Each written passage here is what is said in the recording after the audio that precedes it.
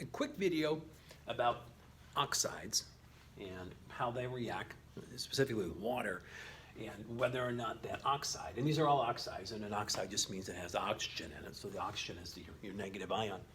So these are all oxides. And we're looking at specifically problem number 3. You know, and like I think one, no, lies. 5. So problem 5. So what's going to happen with these compounds when they react with water? Will they form a acid or a base? Now we can get into the chemistry of that. We're not going to do that. We're just going to get into a very simple explanation, or a very simple way of determining whether or not, for example, carbon dioxide, when it mixes with water, will become acidic, basic, or both. That's what the word amphoteric means. Amphoteric means it can be either one. Water is amphoteric. Water can act as an acid, or it can act as a base. Okay, it can act as both, amphoteric. So it actually is quite simple. What we're just going to look at is the element that's connected to the oxygen. Where is it located on the periodic table?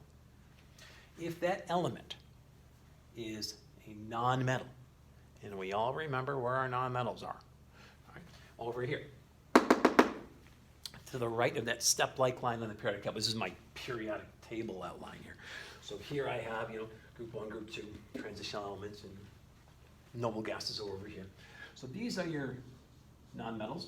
These are your metals, and along that line we get those metalloids that we can have, you know, characteristics of both metals and nonmetals.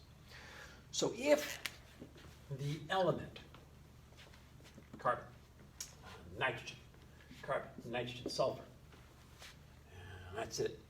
If those elements are nonmetals on the right side of the periodic table, which those 5 are, then what happens is those will form acidic compounds when they're mixed with water.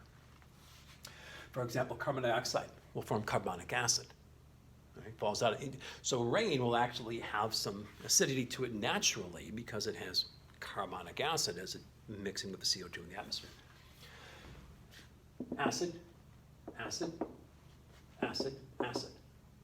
Okay, you can get nitric acid. You can get sulfuric acids that fall out of the atmosphere, especially with coal-burning power plants. They put a lot of sulfur compounds into the air, and that sulfur compounds can mix with water, and you make a more acidic rain than natural rain. So if you are located on the right of the periodic table and you're a nonmetal, you are going to form an acid. And so the opposite is true if you're a metal. If you're a metal over on the left side of the periodic table, let's see,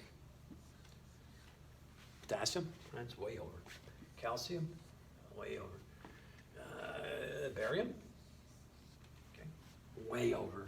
We're talking over here, group 1 and group 2 metals. Those are going to form bases. Okay, those will form basic compounds. Okay. Aluminum and tin, you're going to notice right along that step-like line. Those 2 elements can form both acidic and basic compounds, depending on the situation. We can go into the chemistry, but I'm not going to go into the chemistry of this because we have a lot of chemistry to cover in this unit. So, but just basically, it's funny, basically, you want to look at those, and if they are along that step-like line, you say, you know, they're amphoteric. They can form both acids and bases. And that's it. That's all you got. So you look at your oxide, you see where the metal is located, or the non-metal is located. And of course, non-metal means it's over on the right, metal means on the left. And you can determine whether or not you get an acid, base, or an amphoteric situation.